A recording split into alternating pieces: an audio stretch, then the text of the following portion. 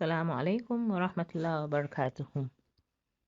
As we are approaching Ramadan, we all know that balancing family, fasting, and work during Ramadan requires thoughtful planning and prioritization because it gets overwhelming. Sometimes we even think, can we do this? But we need a few things to get our priorities right. The first thing we need to do is we should set clear intention. As regarding everything else of ibadah, we need clear intentions on what we are doing during the month of Ramadan. Clarify our spiritual goals, what we want to attain spiritually in the month, and we shall approach our responsibilities with a mindset of worship. It is not a festival, it is not that time of the year, it is not something you need to do to keep things right for your family. No, this is an act of ibadah and we should take it as that. We are just adjusting it. We are trying to make do with the other aspects of our life during this time of ibadah to make life easier for us. So the second point is, before Ramadan, how do you plan?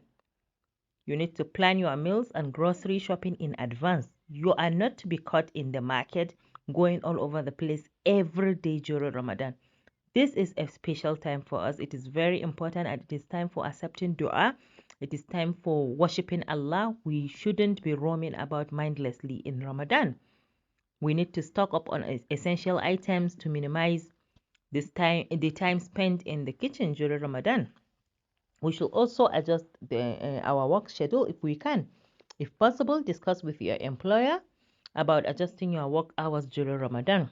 This can include starting and finishing work earlier to accommodate your iftar timing, or maybe taking a longer breaks during the afternoon so that you can do a lot of recitation of the Quran or something like that.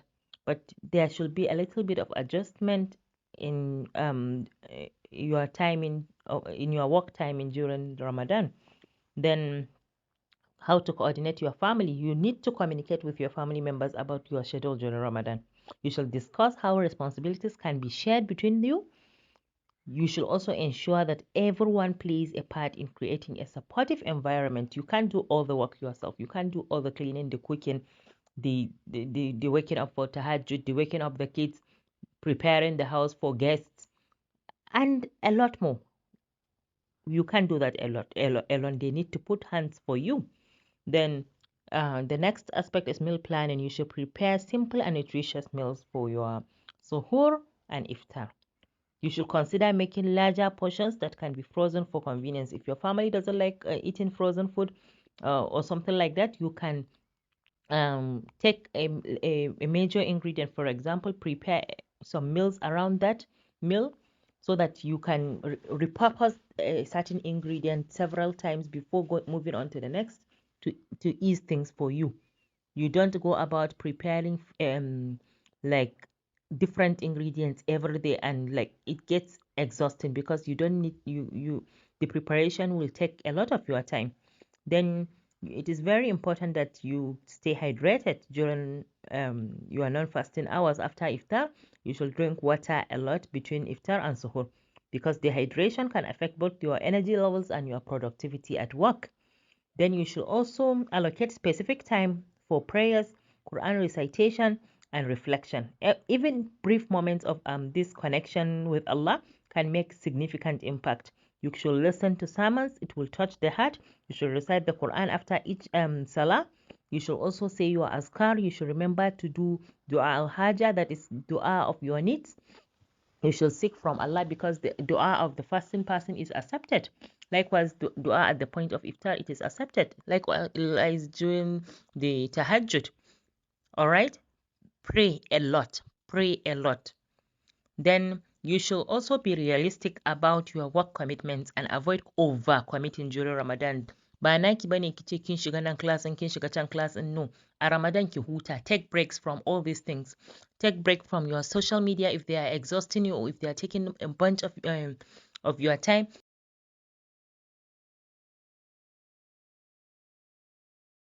So that during this time You won't be engaged in social media. You won't be engaged in other things that will take you away from your spiritual goals during this month.